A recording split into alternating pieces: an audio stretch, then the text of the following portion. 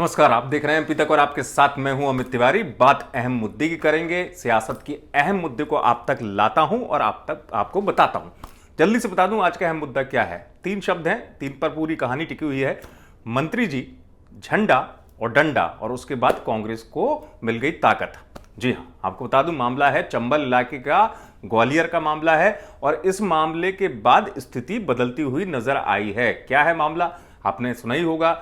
MP तक ने भी आपको खबर दिखाई थी कि जो मंत्री प्रद्युम्न सिंह तोमर हैं, ग्वालियर में जब वो एक कार्यक्रम में पहुंच रहे थे, उस दौरान यहां पर पोस्टर बैनर कांग्रेस के हटाए गए थे। दरअसल कमलनाथ के दौरे से पहले जो पोस्टर लगाए गए हैं उनको प्रशासन ने हटा दिया।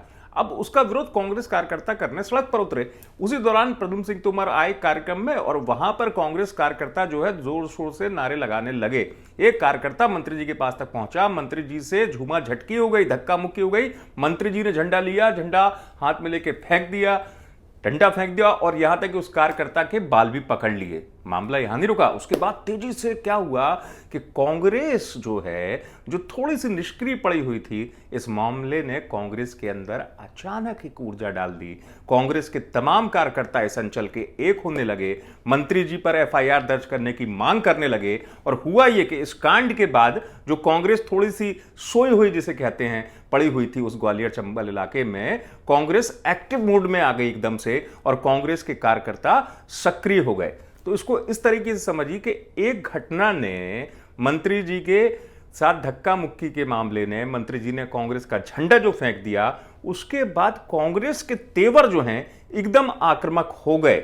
अब समझना यह होगा कि चंबल में अगर कांग्रेस को इस घटना से बल मिला है तो उसके मायने सियासत में हो सकते हैं।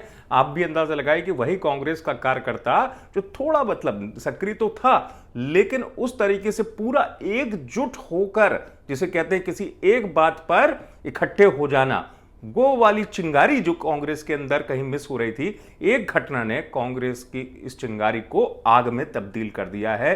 क्योंकि वहां के तमाम बड़े नेता से लेकर कांग्रेस के छोटे कार्यकर्ता तक मैसेज ये गया और कांग्रेस के कार्यकर्ता इस घटना के बाद एकजुट हो गए और कांग्रेस का कार्यकर्ता अब तेजी से सक्रिय हो गया, मंत्री जी के खिलाफ एफआईआर दर्ज कराने की मांग करने लगा। और इस पूरी घटना ने इस पूरे इलाके में यह प्रभाव छोड़ दिया कि कांग्रेस कार्यकर्ता के साथ गलत हुआ है। कांग्रेस सड़क पर आ गई और कांग्रेस के वो तमाम चेहरे जो आप सोच रहे होंगे कि इस अंचल में थोड़े से निष्क्रिय नजर आ रहे थे, लेकिन इस घटना का संदेश भी दूर तक चला गया मंत्री जी के बाल पकड़ने के बाद और कांग्रेस कार्यकर्ता से झूमा झटकी के बाद। मायने कुछ भी हो सकते हैं, लेकिन चूंकि ये अंचल, मैं बार बार क्यों कहता हूं, उपचुनाव का दंगल और चंबल, यहां पर जिसने अपना बल दिखा दिया वो विजेता हो सकता है। तो कुल मिलाकर अब यह माना जाए, क्या इस झंडे और डंडे वाले कांड के बाद कांग्रेस में आई ऊर्जा, एक चिंगारी जो थी, अगर आग में बदली है तो यह आग का धुआं दूर तक जाएगा और चुनाव में कुछ और असर दिखाएगा। देखने वाली बात होगी, लेकिन आप जरूर देखते रहिए एमपी तक।